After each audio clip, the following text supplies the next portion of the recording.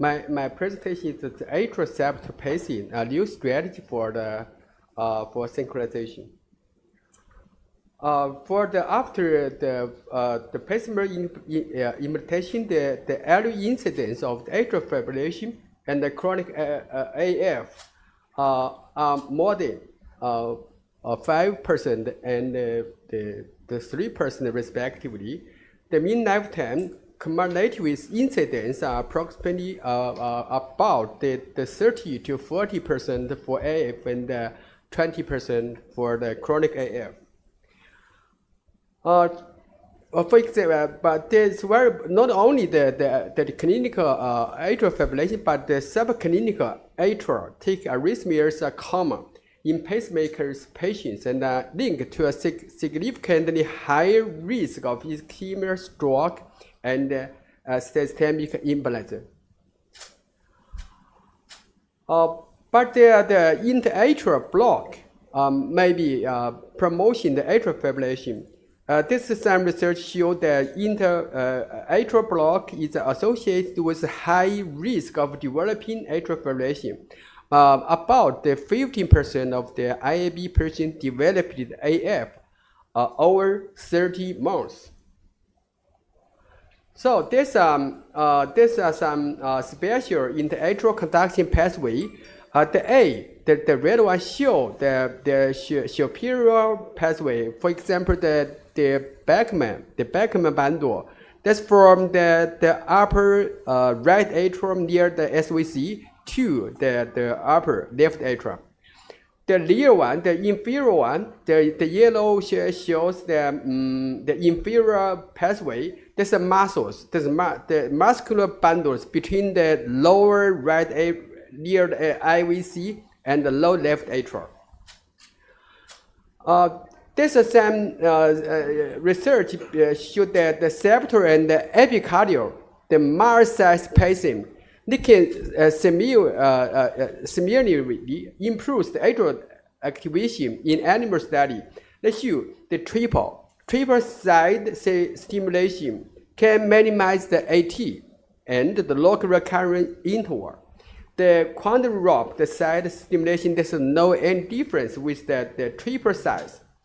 But the septal, the only septal stimulation, the AT comparative to the quantum rope side pacing.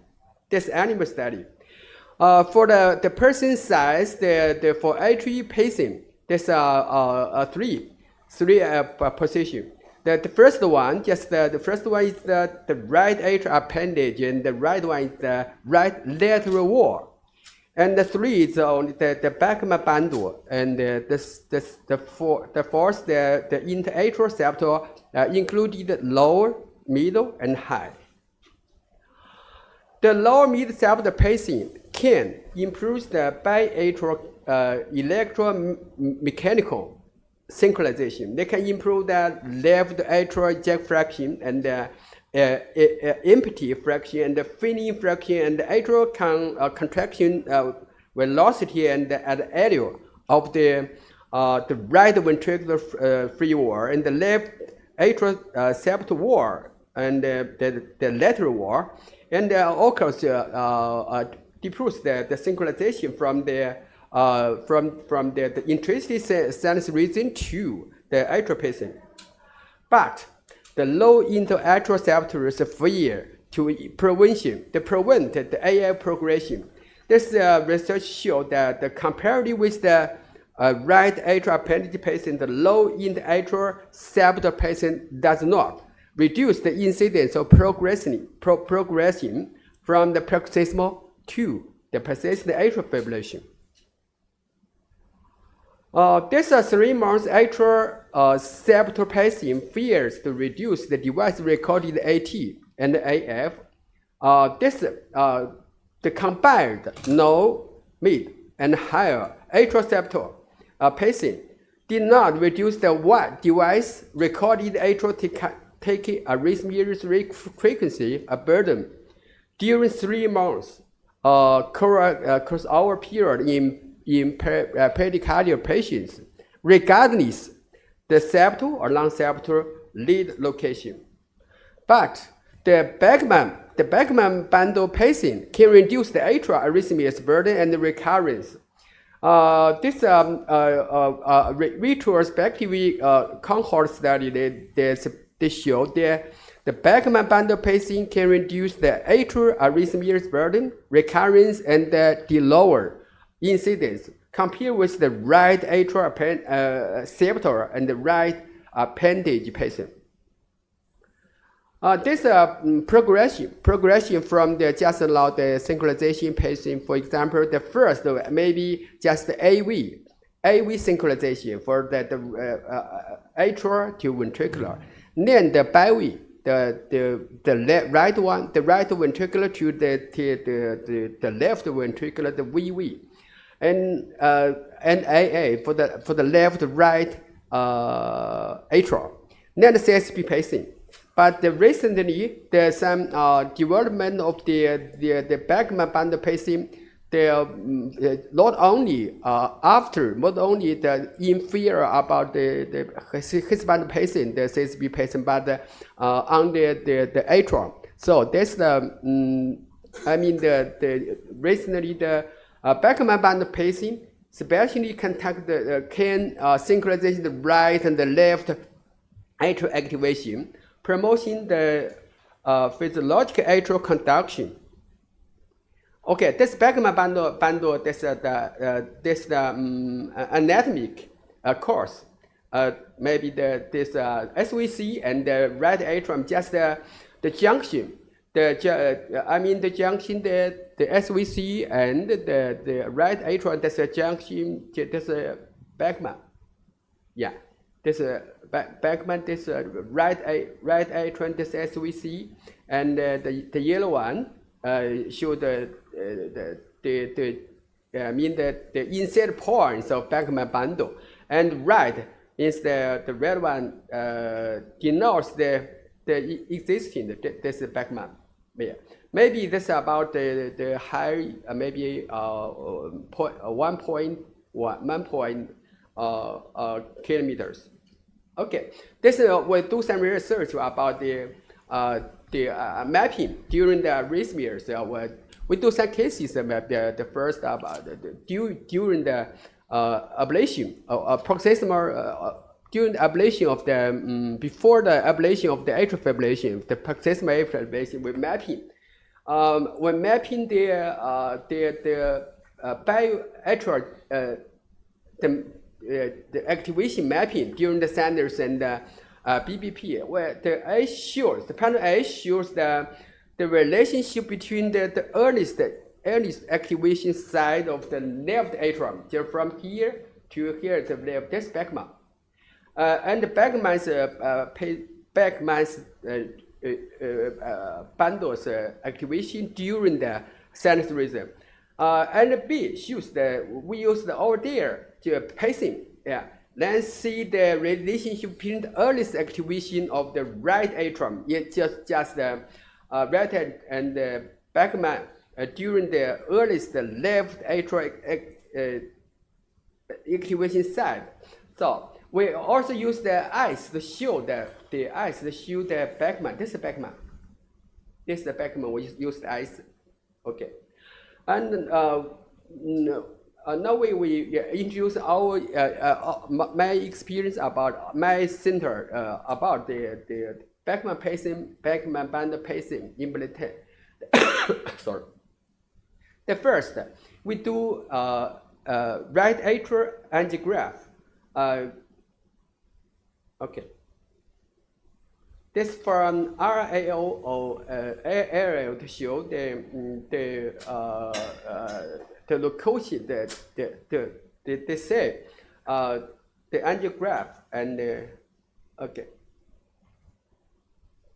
This yeah, we can say. We can say then we identify of the SVC to RA junction, a junction, yeah. But sometimes the junction during the fluoroscopy, sometimes we review the snipping during you push the sheath and withdraw, pull back. There's a sleeping, a bouncing sense. There's also the junction, just SVC and the right atrium. Yeah.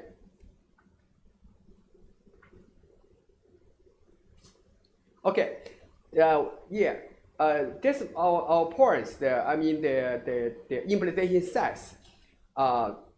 Maybe there's a junction over there. There's about 1 millimeters about there. There's my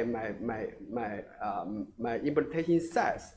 That's RAO. Yeah.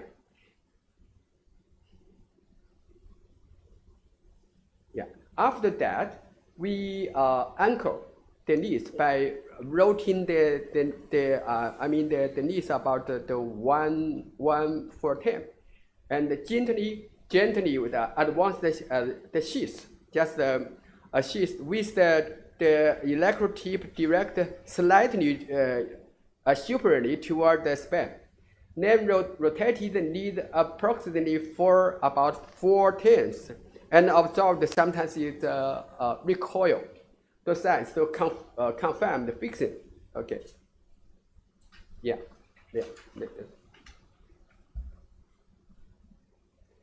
Near the sheath, retract the sheath, retract the little sheath and sheath, and perform the angiograph to confirm the electrode implantation and side and the dips.